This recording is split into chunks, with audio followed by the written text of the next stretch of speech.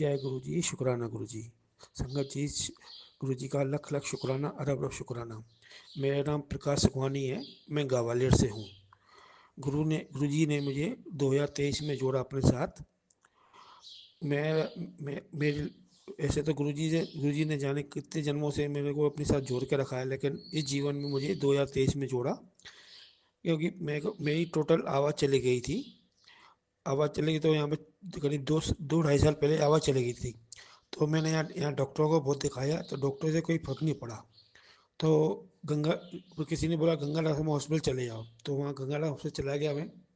तो वहाँ डॉक्टरों ने दिखाया, तो डॉक्टरों ने बोला कि आपकी आवाज़ अब नहीं आ सकती, हो सकता है दवा के द्वारा से 20% आए। तो मैं ठीक है। तो जैसे मैं वापस आ रहा था दिल्ली से, तो एक संगत गुरुजी की मेरे को उसमें ट्रेन में मिली। तो मैं उनसे पूछा, अंकल जी आप कहाँ से आ रहे हैं? कि नहीं, मैं दिल्ली से आ रहा हूँ, बड़े मंदिर से, गुरुजी का सत्संग था। तो उन्होंने मुझे अपना गुरुजी का स्वरूप दिखाया अपना मोबाइल पे। तो मेरी गलती से मैं गुरुजी को टकला बोला। मैं टकला गुरुजी हैं, तो उस टाइम ही मेरी मेरी वाइफ ने मुझे डांट दिया कि गुरुजी को ऐसे नहीं बोलते बड़े को। तो उस टाइम मैंने गुरुजी से माफ़ी मांगी। गुरुजी ने मुझे एक ही निगाह में मैं वहीं से अपनी ब्लेसिंग देना चालू कर दी। जैसे मैं यहाँ वापस आया, तो मैंने अंकल से नंबर लिया, अंकल मैं आपसे मिलना चाहता हूँ वहाँ, और सत्संग कैसे होते हैं, कैसे अटेंड। तो उन्होंने अपने दामाद का नंबर दिया। तो मैंने उनसे यहाँ बात करी थी आगे, मतलब वहाँ से मेरे को स्टेशन से ही, ट्रेन से ही मुझे अपना उन्होंने बना लिया, मतलब जादू सा कर दिया कि मेरे को जैसे लैला मजनू होते हैं ना, वैसे ही मुझे अपने सब कर दिया उन्होंने। तो मैंने नंबर लिया, यहाँ नंबर पता किया उनका, दामाद का। तो दामाद ने मुझे कहा आप अंकल अपना नंबर दे दो, जैसे सत्संग होंगे तो मैं आपको कॉल कर दूंगा। मैं फर्स्ट सत्संग मैंने यहाँ अटेंड किया ग्वालियर में। तो सर फर्स्ट टाइम में गुरुजी ने अपनी अपनी चरण में बैठाया, जल प्रसाद, चाय प्रसाद और लंगर प्रसाद खिलाया। उसके बाद 2-3 दिन चला हुआ, तो मैंने जैसे दीवाना होता है ना, तो दीवाना में ऐसा हो गया कि गुरुजी मुझे आपसे मिलना है, कैसे मिलोगे, कैसे क्या करना है, मुझे बता दो। यो मैंने इनसे ग्रुप लोगों से पूछा कि ग्रुप कहाँ है, ग्रुप में मुझे ऐड करना है। तो काफ़ी जनों ने तो मना किया कि अभी जो ऐड करने वाला तो है नहीं। तभी जैसे कैसे मैं गुरुजी अरदास करी, मैंने गुरुजी मुझे अपने साथ जोड़ दो। तो उन्होंने मुझे जोड़ा। एक संगत थी, उन्होंने मुझे अपने ऐड करवाया। उसके बाद फर्स्ट सत्संग बड़ा दिवाली का ग्वालियर में हुआ। तो मैंने जो सत्संग करने वाले थे, तो उनसे मैंने बोला अंकल मुझे सेवा चाहिए सत्संग पे। तो अंकल चाहिए, अंकल अब कितना टाइम हो गया मुझे हुए? मैं अंकल ज़्यादा टाइम नहीं हुआ है, करीब 2-3 महीने हुए। तो उन्होंने बोला अंकल आप कितने साल के हो? मैंने अपनी एज बताई। उन्हें ठीक है अंकल, जैसे भी होगा मैं आपको कॉल कर दूंगा। तो उन्होंने मुझे कॉल किया कि आपकी सेवा मैंने लगा दी है, अब आपको मीटिंग में आना है, मीटिंग में आना तो आपको बता देंगे कैसे सेवा करनी है, क्या करना है। मैं ठीक है। उसके बाद ऐसा मैं दीवानी हो गया, ऐसा दीवाना हो गया मैं। तो कोई भी अंकल अंकल बोलता था अंकल मुझे सेवा हो तो बता देना कि अंकल आप क्या करते हो? मैंने बिजनेस करता हूँ, मुझे टाइम मिलेगा आपको? मैं अंकल मैं गुरु जी की कृपा होगी तो वो सेवा में बुला लेंगे, गुरु जी के लिए मुझे कोई मना नहीं है। तो उन्होंने ग्वालियर में अटेंड हुआ। तो उसके बाद उन्होंने बोला, एक किसी ने बोला आप एक बार बड़े मंदिर हो आओ।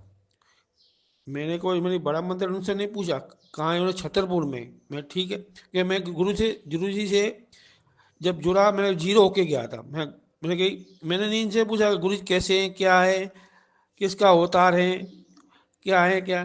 तो उन- तो उनसे मेरा छतरपुर में है, ठीक है। उसके बाद मैंने 2 महीने बाद मुझे हॉस्पिटल जाना था दिल्ली, 1 महीने बाद सॉरी। तो मैं 2 महीने बाद गया। तो मैं वहाँ यहाँ से मैं टिकट करवाई। तो गुरुजी से अरदास की, गुरुजी मैं फर्स्ट टाइम आ रहा हूँ आपके पास, मुझे नहीं मालूम आप कौन हो क्या है। मैं ऐसे आपको आपके दर्शन करने, आपके दरबार के दर्शन करने, क्योंकि मैं शुरू से शिव भक्त रहा हूँ। तो मैं यहाँ से टिकट करवाई। तो गुरुजी कहते हैं कि मैं अपने भक्तों को नींबू की तरह निचोड़ देता हूँ, और वैसे वास्तव ही बोल निचोड़ते ही हैं। उतनी उतनी शक्ति भी देते हैं कि उनको निचोड़ सके, निचलवा सके, उनको उतनी शक्ति दे देते हैं। तो मैंने टिकट करवाई। तो मेरी गाड़ी थी 11:30 बजे 12 बजे, लेकिन यहीं से मेरी निचोड़ना चालू हो गया। तो मेरी गाड़ी आई वहाँ पे करीब 2:30 3 बजे। तो मुझे सुबह उतरना था 5 बजे। तो मैंने कहा जैसे जगह गुरु जी मर्जी, मैं तो आया हूँ तो वापस तो जाऊँगा नहीं। तो वहाँ मैंने नई दिल्ली में पहुँचा सुबह 6:30 बजे 7 बजे। तो आंटी ने बोला फिर सबसे पहले होटल चलते हैं, वहाँ नहा धो के डॉक्टर के पास पहले चलते। मैं नहीं, मैं सबसे पहले गुरु जी के दरबार जाऊँगा।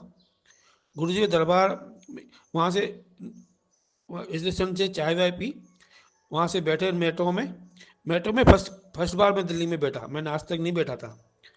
कैसे टिकट गुरु जी ने दिलवाई, क्या करवाया, मैं नहीं जानता, लेकिन मैंने कभी दिमाग वहाँ पे भी दिमाग नहीं चलाया अपना।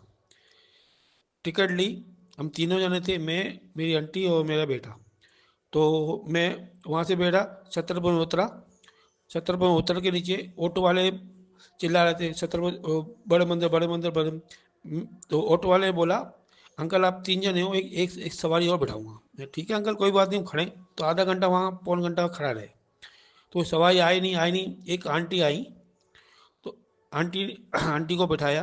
मैं आंटी जय, मैंने नहीं बोला जय गुरु जी, मैं आंटी जी आप गुरु जी से कब से जुड़े हैं? अंकल मैं 5 साल से जुड़ी हूँ। मैं आंटी ऐसी सी बात है, मैं फर्स्ट टाइम आया हूँ, मुझे नहीं मालूम है मंदिर कैसा है क्या नहीं है। और ना मैंने नहाया है ना धोया है। और ना मैंने कोई सीधा स्टेशन से उतरा हूँ यहाँ पे। अंकल आपको घबराने की जरूरत नहीं है कि गुरु जी वहमों से दूर निकाल चुके हैं। कोई जरूरत नहीं नहाने के, सिर्फ मन साफ होना चाहिए, मन में कोई कपट नहीं होना चाहिए। और ठीक है गुरु आंटी। तो उन्होंने उन्होंने आंटी ने ए, लोगों ने यहाँ से मेरे को बताया था, यहाँ पे सोमवार के दिन गया था मैं। तो सोमवार में इतनी भीड़ होती है वहाँ पैर के जो मैं, ठीक है मैं अंकल कोई बात नहीं है, जैसे गुरु जी के अगर आगे दर्शन होंगे तो गुरु जी दे देंगे, कोई बात नहीं। वहाँ गया, गुरु जी की कृपा ऐसी हुई। वैसे दरबार के जो दरबार का गेट है वहाँ से काफ़ी दूर ऑटो उतारता है, लेकिन गुरु जी की कृपा है, गुरु जी दरबार में गेट के ही सामने उतारा उसने। अंदर गए गेट पे, आंटी सामान आए कहाँ रखा हूँ, आंटी ने सामान रखवाया, शूज उतरवाए। और उन्होंने कहा आपको मुंह धोना है, मैंने हाँ मैं मुंह धोया। मैं आंटी अब कैसे क्या चलना चाहिए, मैं जैसे बोलती हूँ वैसे चलते चलो आप। हम उनके पीछे पीछे गए। सबसे पहले गणेश जी के दर्शन हुए, शिव जी के दर्शन हुए, समाधि के दर्शन हुए। फिर अंदर दरबार गया। दरबार में ऐसा हुआ मेरा रोना बंद नहीं हुआ। वैसे भी मैं पूजा करता हूँ, नहाता हूँ, पूजा करता हूँ, चाहे मंत्र जाप करता हूँ, तो मेरा रोना बंद नहीं होता है। वहाँ पे मैं आंटी मैं यहाँ 10 मिनट पहले बैठना चाहता हूँ। नहीं नहीं आंटी अंकल यहाँ पे आप अभी नहीं बैठते, सोमवार का दिन है, भीड़ बहुत ज़्यादा है। ठीक है अंकल, मैं सॉरी आंटी। तो वहाँ चाय प्रसाद पी, जल प्रसाद पिया, चाय प्रसाद पी, और जो स्नैक प्रसाद मिला वो खाया। तो मैंने कहा आंटी फिर रुकना है? नहीं चलो अंकल। अंकल आपको स्वरूप है आपके पास, चाहिए आपको? मैं दिलवा दो आंटी, गुरु जी का बहुत शुक्राना होगा अगर स्वरूप मिल जाएगा, हमारे गुरु हमारे साथ चले चलेंगे। उन्हें स्वरूप दिलाया कि अंकल आप कहाँ जाओगे आप? मैंने कहा हम छतरपुर स्टेशन से आएंगे, वहाँ से फिर हम होटल वाले देख लेंगे रहना, फिर कल डॉक्टर के पास जाएंगे।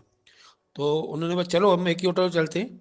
तो वहाँ से हम ऑटो में बैठे, छतरपुर उतरे।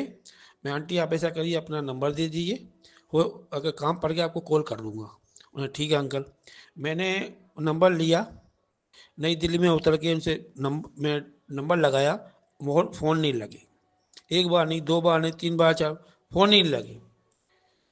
फिर मैंने कहा गुरु महाराज क्या कृपा है आपकी ये, मतलब आप मेरे साथ चले, शुरू से स्टार्टिंग से आप घर से आया हूँ, आपने मेरे को अपनी ट्रेन लेट करवाई, आपने मेरे नींबू तरह निचोड़ा, और यहाँ पे आपने मेरा हाथ पकड़ के पूरा मंदिर घुमाया, आपने अपना स्वरूप दिया, और आखिरी में अपना नंबर नंबर दिया ने नंबर नहीं कर। अब मैंने कहा गुरु जी आप ही मेरा हाथ पकड़ के आए हो, अब हमेशा आप मेरा हाथ पकड़ना ही। हम गए होटलों में, एक जगह दो जगह जगह नहीं मिली, आखिर नई दिल्ली स्टेशन पे जगह मिली। फिर दूसरे दिन गए डॉक्टर के पास, डॉक्टर को वो दिखवाया। वहाँ पे कुछ उन्होंने बोला आपको कुछ करने की जरूरत नहीं है, जो आपका पहले व्यस्तता थी, जो दिक्कत थी, वो सब सॉल्व हो गई है। अब आपको कुछ गोली खाने की जरूरत नहीं है, कुछ करने की जरूरत नहीं है। तो मैंने अंकल एक आध तो मैं गोली खाता था कभी, जब मैं पहले फर्स्ट बार आया था जो गंगाराम होटल में, 10-15 गोली खाता था। एंड गुरु जी के फर्स्ट बार मुझे अपने सिर्फ आइस आइस मिले, वहीं से बेसिंग मिले, वहीं से चालू मेरी बेसिंग चालू हो गई। तो उन्होंने कहा आपको कुछ खाने की जरूरत नहीं है, अब तभी भी एक गोली लिख के दे रहा हूँ गैस की, वो आप खाते रहना अगर हो तो, जबरदस्ती नहीं है। आज तक मैंने गुरु जी की एक कोई भी मेडिकल की दवाई नहीं खाई। आज मुझे 3 साल हो गए। आप जिस जो आवाज़ थी पहले से डबल चबल आवाज़ वापस आई है। ये किस कारण से आई है? एक तो गुरु जी की कृपा से, दूसरा गुरु जी के जल प्रसाद से। जल प्रसाद में इतनी शक्ति है, इतनी शक्ति है जो आप समझ नहीं सकते हो। आप दरबार में जो आपको जल प्रसाद मिले, उसको बिल्कुल एक एक बूंद करके पीना है, उसको एक बूंद नहीं बचाना है। अगर आपके पास नहीं है तो आप जल प्रसाद को गुरु जी के स्वरूप के आगे 10-15 मिनट रख के, जहाँ रात को लोटा भर के रख दीजिए या गिलास भर के साफ रख दीजिए, और मंत्र जाप करके जहाँ जिसको भी तकलीफ है उसको पिला दीजिए, खुद भी पीजिए, और पूरे घर को इसको छिड़क दीजिए। और जल प्रसाद में ये समझो आप, जो गुरु जी की ब्लेसिंग दी हुई है ना, आप समझ नहीं सकते। जो मेरे को मैं आप समझता हूँ, आज से करीब 2 महीने पहले मेरी ऐसी हालत हो गई थी, मेरी सांस नहीं उठ रही थी। तो मैंने गुरु जी महाराज, आपको मालूम है, आप मैं आपका कमला मुन्ना हूँ, अब आपको जो है करना है अपनी जल प्रसाद चाय प्रसाद जो करना है। तो मैंने रात को जल प्रसाद पिया, सुबह तक बिल्कुल ओके हो गया। और चाय प्रसाद में इतनी शक्तियाँ हैं, चाय प्रसाद में जितनी भी तकलीफ होती है, कोई भी हो, लेकिन उसमें भी आपका अंदर का भाव होना चाहिए। जैसा भाव होगा वैसा कोई हर वस्तु काम करेगी। चाहे जल प्रसाद हो, चाहे चाय प्रसाद हो, चाहे लंगर प्रसाद हो। और लंगर प्रसाद में इतनी शक्ति है, अब दवा अपनी जगह काम करेगी, और लंगर प्रसाद अपनी जगह, दवा जल प्रसाद अपनी जगह, और चाय अपनी अपनी जगह काम। लेकिन सबसे बड़ा भाव होना चाहिए।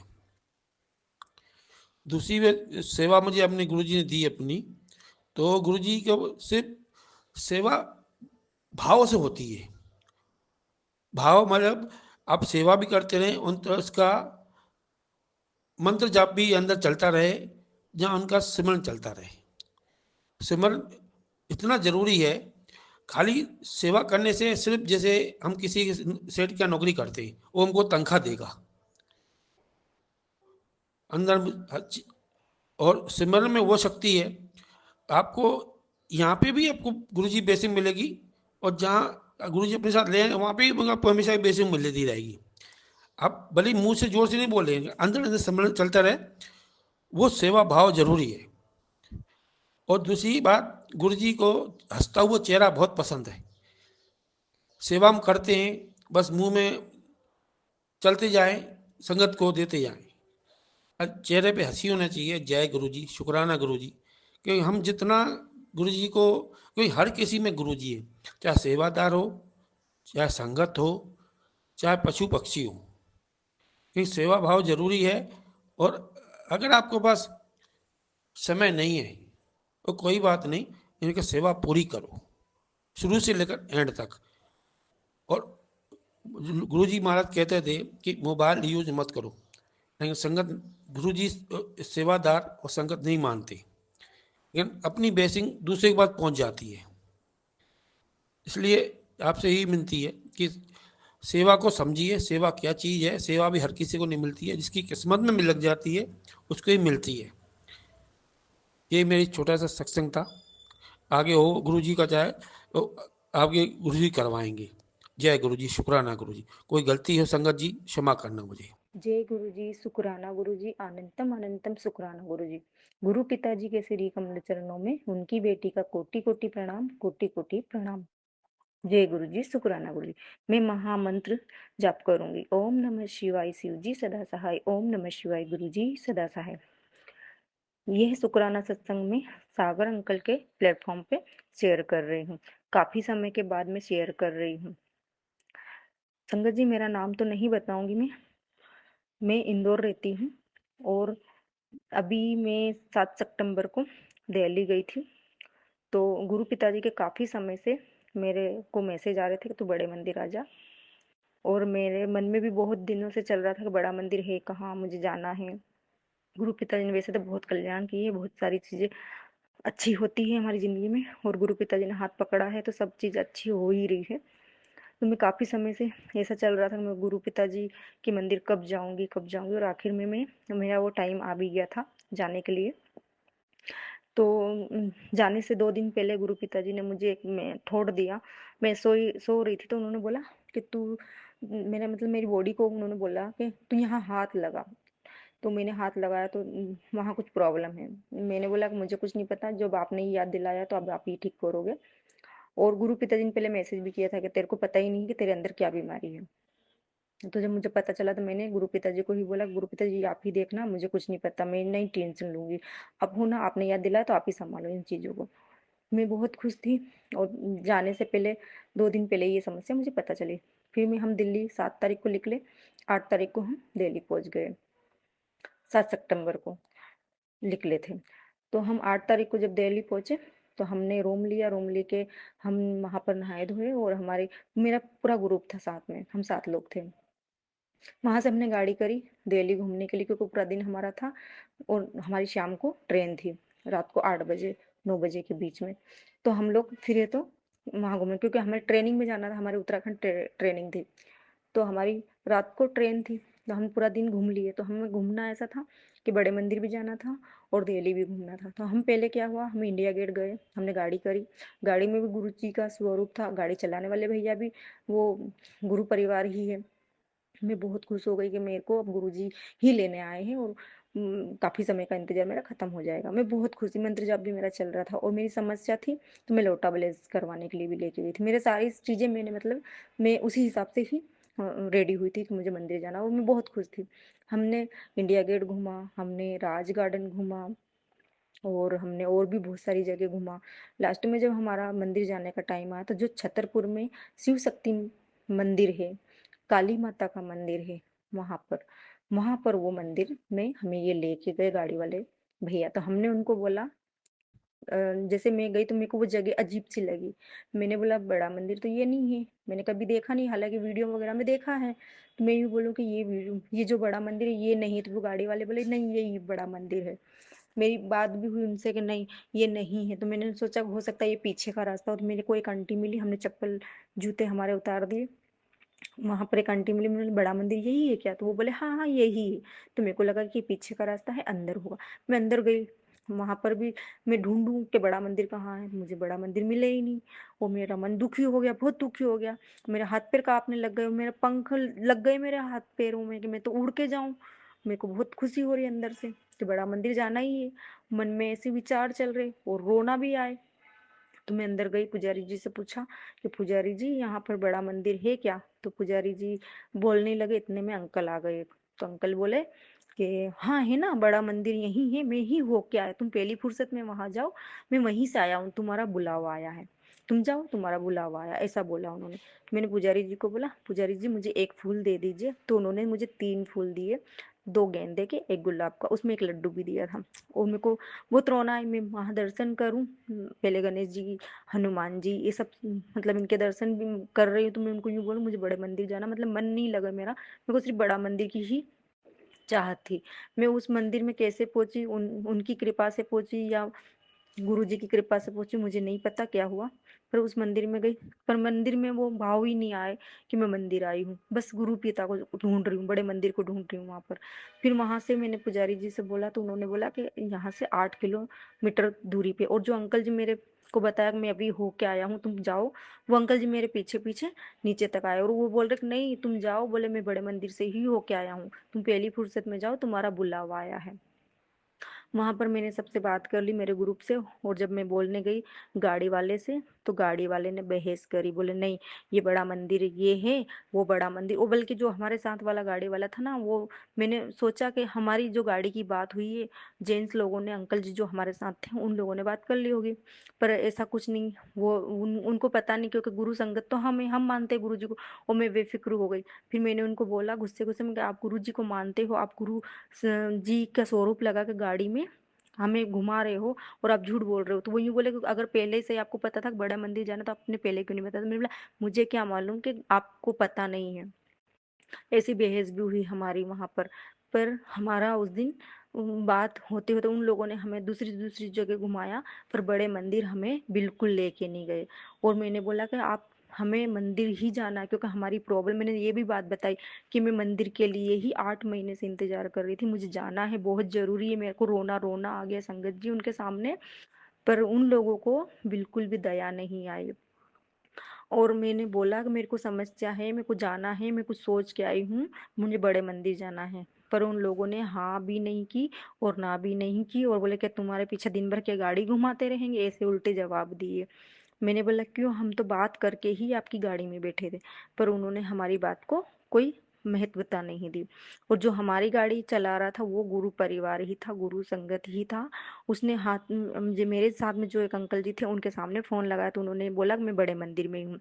मुझे नहीं पता ये क्या नेगेटिविटी थी, मैं किसी को दोषी नहीं बना रही हूँ, पर आगे से कोई भी संगत अगर जाए बड़े मंदिर तो ऐसे गुमराह नहीं हो, क्योंकि छतरपुर में एक शिव शक्ति का मंदिर है जो कि वहां जाकर लोग बड़े मंदिर उसको भी बोलते हैं, और उसी मंदिर के आगे 7-8 किलोमीटर बताते हैं बड़ा मंदिर जो हमारे गुरुजी का मंदिर है।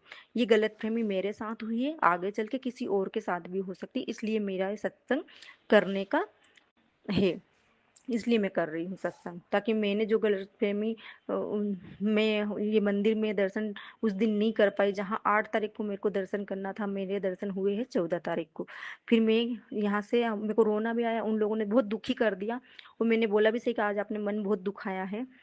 फिर हम आ गए घूम फिर के, और हमारा उस दिन 7-8 तारीख को मंदिर जाना नहीं हुआ। फिर वहीं से सीधे हम, रात को हमारी ट्रेन थी रामनगर की, तो हम रामनगर से दिल्ली से रामनगर के लिए निकल गए। फिर हमारा ट्रेनिंग सेशन अच्छे से हुआ। हम 12 तारीख का हमारा सेशन खत्म हो गया। 12 तारीख के बाद में हम नीम करोली बाबा घूमने गए। हम रामनगर में एक नाइट रुके, उसके बाद में हम सुबह जल्दी 13 तारीख को रामनगर में घूमने गए। 13 तारीख को रामनगर में नीम करोली बाबा घूमने गए। नीम करोली बाबा सीधे गए हम पहले। नीम करोली बाबा ने ही मुझे गुरु पिताजी से मिलवाया है।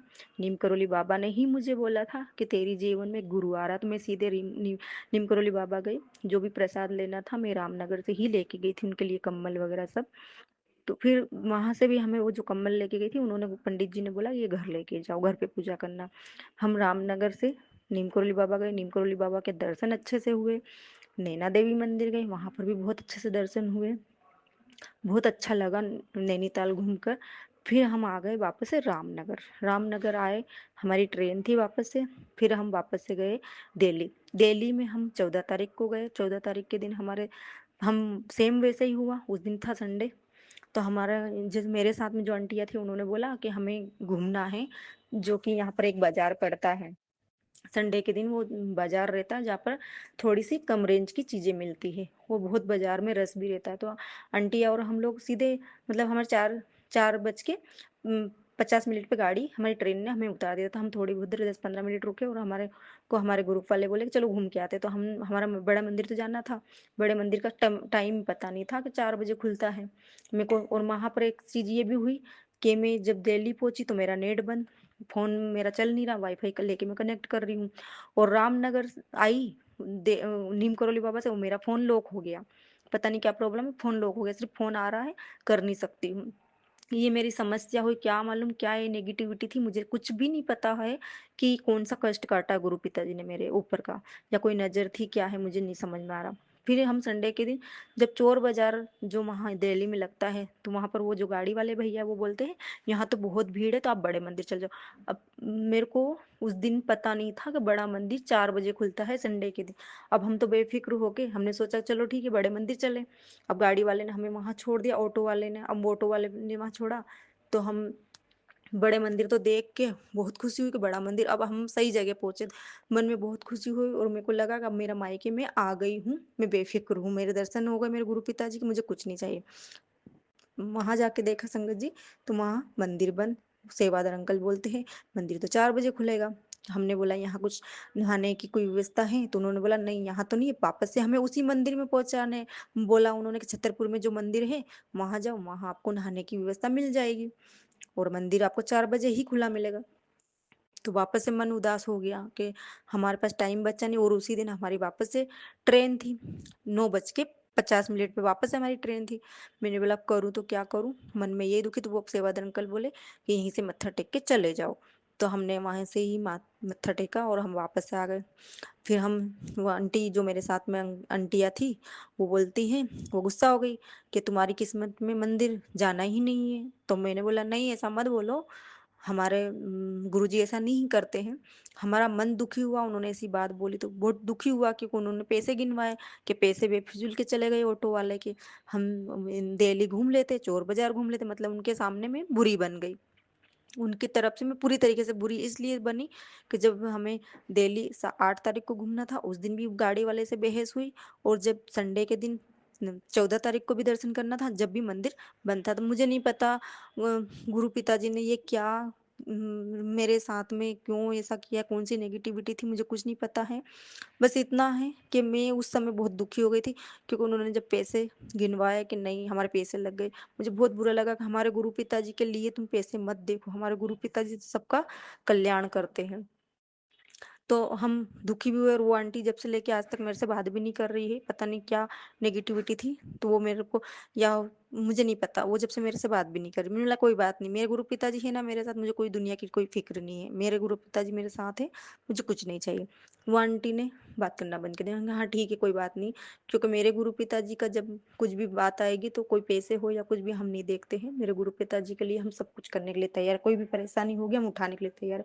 और हमारे गुरु पिताजी तो हमें परेशानी से बचाते हैं परेशान थोड़ी करते हैं फिर उन्होंने ऐसी बात करी उसके बाद में फिर हमें बहुत बुरा लगा फिर हम वापस से आ गए आ गए उसके बाद में मैं वापस से क्योंकि मन में तुम सोच के गई थी कि मुझे जाना है बड़े मंदिर और लोटा ब्लेस करवाना है मैंने फिर वापस से मेरी उसके बाद में ऐसा हुआ कि हम 3 लोग गुरुजी को मानते हैं मेरे साथ मेरी सिस्टर आंटी गई थी एक मेरे साथ मेरी एक जो मेरे साथ काम करती वो आंटी गई थी वो भी लोटा लेके गई थी हम मेरी सिस्टर भी लेके हम लोगों का पक्का ही गुरुजी का दरबार जाने का था और काफी समय से हमारा चल रहा था और हम ही लोग बहुत मन में सपने लेके गए थे गुरु पिताजी के घर जा रहे हैं जो दूसरी आंटियां थी मुझे नहीं पता उनकी क्या सोच थी पर एक जो आंटी थी उनका तो मैं लोटा भी लेके गई थी लोटा ब्लेस करवा के भी लाई और मुझे नहीं पता गुरु पिताजी ने क्या उनके लिए सोचा क्या नहीं मैं तो बस इतना कहना चाहूंगी गुरु पिताजी जितने भी लोग मेरे साथ थे उनका सबका कल्याण करना सबका भला करना और आगे सबको बढ़ाना तो मैं फिर उन आंटियों को मैंने बोला कि आप चलो क्योंकि मैं 2 बजे निकल वहां वापस से निकल गई थी क्योंकि एक अंकल ने बोला था कि आप 2 बजे नहीं आप 3 बजे तक पहुंच जाना तो हमें तो 2 बजे में वहां से निकली हमने भी बाहर खाना खाया भूख भी लग रही थी तो हम निकले बाहर खाना खाया और ऐसे करते करते हमको 3 बज गई वहीं फिर ऑटो करा हमने ऑटो में वाले अंकल पहले तो बहुत बहुत पैसे मांगे कोई 1400 बता रहा है कोई 1500 बता रहा है ऐसे तो मैंने कम से कम 10 ऑटो वाले से बात करी तो एक ऑटो वाला मिला बोले कि 700 रुपये दे देना मैंने बोला 700 रुपये में आना जाना तो मैंने बोला 700 नहीं आप 600 रुपये ले लेना बोले नहीं कोई नहीं जाएगा वो भी ऐसे निकल गए मैंने उसके बाद में भी 5-6 ऑटो वाले से और पूछा फिर मैंने बोला कि यहाँ बस स्टैंड कहाँ है मैं बस बस से ही जाऊंगी तो बस स्टैंड पहुंची इतने में एक बीच में वापस से एक ऑटो वाला आ गया बोले कि कहाँ जाओगे तो मैंने बोला बड़ा मत तो उन्होंने भी बोला कि नहीं पैसा ज्यादा लगेगा और बोले कि मैं छोड़ दूंगा लाऊंगा नहीं मैंने कहा नहीं हमें तो हमें ऑटो ऐसा करना है कि हमें रेलवे स्टेशन पहुंच जाए वापस से टाइम से हमारी गाड़ी का जो समय नहीं हो उससे पहले हम पहुंच जाए तो बोले नहीं इतने में मैं बात करी इतने में वो अंकल आके मुझे पीछे से आवाज दी बोले आ जाओ तो बोला अंकल जी 600 रुपये लोगे ना बोले हाँ तो वो अंकल जी पता नहीं गुरुजी ने ही पहुंचाया उनको क्योंकि मैं परेशान हो गई थी मैं गुरुजी को बोल रही थी कि गुरुजी कितनी परीक्षा लोगे आपकी इच्छा नहीं है क्या आपकी बेटी से मिलने की आपको बेटी को आप क्या बुलाना नहीं चाह रहे हो क्यों मुझे परेशान कर रहे हो क्यों तड़पा रहे हो गुरु पिताजी आपके दरबार आने से मैं ऐसे रो रो के उनको बोल रही मतलब दुखी मन से कि गुरु पिताजी मेरी और परीक्षा मत लो इतने में वो अंकल जी ने पीछे से आके मुझे आवाज दी कि आ जाओ तो मैंने बोला अंकल जी 600 रुपये में बोले हाँ ठीक है तो वो अंकल जी ने हमें ऑटो हमने जो किया वो रुके पूरा हमारा दर्शन अच्छे से हुए हमने लंगर प्रसाद किया हमने चाय प्रसाद किया सब अच्छे से दर्शन हुए हमें जल प्रसाद भी मिला लोटा विलेज भी और बहुत अच्छे से हमारे पावन दर्शन हुए गुरु पिताजी के गुरु पिताजी ने हमें सामने बिठाया उनके और बहुत अच्छा लगा, बहुत सुकून मिला। ऐसा लगा मेरे मायके में पहुँच गई, मेरे गुरु पिताजी ने बहुत अच्छे से वेलकम किया और हम सबको बहुत ब्लेसिंग दी उन्होंने। मैं बहुत खुश भी हो गई क्योंकि मेरे गुरु पिताजी ने मुझे मायके बुला ही लिया और मैं बहुत खुश हो गई। बस एक ही बात का दुःख था कि जो मेरे साथ आंटी आ गई थी, वो नेगेटिव हो गई और वो हमारे बारे में पता नहीं क्या सोचती है। अभी भी गुरु पिताजी, बस आप देखो, उनको सद्बुद्धि देना और उनकी बुद्धि को ठीक करना गुरु पिताजी, कि ये ऐसा नहीं सोचे आपके बारे में या किसी और के बारे में। मैं आपके दरबार लाना चाह रही थी उनको कि वो भी आए, मत्था टेके, कल्याण उनका भी हो। मैंने पूरी कोशिश की, जितने मेरे साथ लोग गए थे, पर उसमें से सिर्फ हम 3 लोग गए और गुरु पिताजी ने हम 3 लोगों को ही दर्शन दिए। उनके लंगर का लंगर प्रसाद भी हमें उनका खिलाया, चाय प्रसाद भी खिलाया, जल प्रसाद भी खिलाया और बहुत अच्छे से दर्शन हुए। हमें जब 4 बजे गए हम तो, और वापस से ट्रेन वाले टाइम पे हम आ भी गए। अंकल जी, हमें जो ऑटो वाले अंकल जी थे, वो छोड़ भी दिए उन्होंने। फिर उन्होंने बोला भी से कि इतने कम में कोई नहीं जाएगा। मैंने बोला अंकल जी, जब नेक्स्ट टाइम आऊँगी ना मैं, तो मैं आपका ये सारा पैसा जो कम अभी लिया ना, मैं उससे ज़्यादा आपको बाद में आके दूँगी ज़रूर। नंबर लिए मैंने उनके ऑटो वाले अंकल जी के और मैं बहुत खुश हूँ संगत जी। इसलिए खुश हूँ कि मैं बड़े मंदिर हो के आई हूँ। बस एक बात का दुःख है कि मेरे से कुछ आंटियाँ नाराज़ हैं। गुरु पिताजी, ये अरदास है आपसे कि उन आंटियों को ब्लेस करो, उनकी बुद्धि को ठीक करो और आइंदा ऐसे कोई भी रास्ता ना भटके। आपके बड़े मंदिर, आप उनको गुरु पिताजी जो रास्ता दिखाते हो आप, उनको सही रास्ते पे ही बुलाओ, क्योंकि बड़ा मंदिर के नाम से एक छतरपुर में एक और मंदिर है जो शिव शक्ति का है, माता रानी का, वो भी बहुत प्रसिद्ध मंदिर है। मैं मैंने तो कभी सोचा नहीं था कि उस मंदिर में भी जाऊँगी, उस मंदिर की भी ब्लेसिंग मिली हमें। माता रानी, शिव शक्ति, गुरु पिताजी, भोले बाबा सभी थे और माता रानी तो ऐसे बैठी थी जैसे लाल चोले में शादी करके बैठी, इतनी अच्छी ब्लेसिंग दी हमें वहाँ पर से भी। मैं उनका भी बहुत-बहुत शुक्राना करती हूँ, माँ ने हमें वहाँ पर भी बुलाया। और एक चीज़ ये भी बता रही हूँ कि मैं काली मैया को बहुत मानती हूँ। मैं शायद भूल गई थी कि काली माता भी है मेरे साथ, पर मैं भूल गई थी उनको बोलना और काली माता ने उनके दरबार बुलाया था। वहाँ पर वो काली माता का मंदिर बहुत प्रसिद्ध है। उस दिन वो दरबार उनका बंद था, दरवाज़ा बाकी सब मंदिरों के खुले थे। तो ये मेरी जो कि मैं शुक्राना सत्संग यही इसलिए मैंने किया है कि बड़े मंदिर के नाम से एक और मंदिर है वहाँ पर जो कि छतरपुर में है और लोग वहाँ जाकर रास्ता भटक जाते हैं। और कई लोग ऐसे भी होते हैं जो कि लड़ाई झगड़े पे आ जाते हैं और हमसे लड़ाई भी की कुछ लोगों ने। तो हम मेरे जब 8 तारीख के दर्शन होने वाले थे, वो मेरे दर्शन हुए 14 तारीख को बड़े मंदिर गुरु पिताजी के। मैं दरबार गई और मेरे को बहुत अच्छा लगा। मैं लोटा ब्लेस करवा के लाई हूँ, सबके लिए अरदास भी लगाई है मैंने, सबके लिए संगत जी। बस इतना ही कहना चाहूँगी कि मेरे से कोई गलती हो गई हो, कोई भूल चूक हो गई तो मुझे माफ़ करना। और गुरु पिताजी प्लीज़ वो आंटियों को ब्लेस करो, उनको सद्बुद्धि दो और सबका कल्याण करो, सबका कल्याण करो गुरु पिताजी। मैं एक पल के लिए गुरु पिताजी, मैंने तो यही सोच लिया कि गुरु पिताजी शायद मेरी किस्मत में आपके दर्शन करना नहीं है, मुझे आप नहीं बुलाना चाहते हो, पर लेकिन गुरु पिताजी आपने मुझे बुलाया और मेरी मेरी जो दुख रहा था दिल, उस पे हाथ रखा और अपने से हिलाया और मुझे हिम्मत दी कि तू मेरी बेटी है, मैं तेरा साथ नहीं छोड़ूंगा। और आपने वो सब मेरे को दिखाया भी सही गुरु पिताजी। आगे से आपकी बेटी या ऐसी कोई भी कमजोर ना पड़े गुरु पिताजी। और मुझे आपने इतनी अच्छी ब्लेसिंग दी है उसके लिए कोटि कोटि प्रणाम गुरु पिताजी, कोटि कोटि शुक्राना।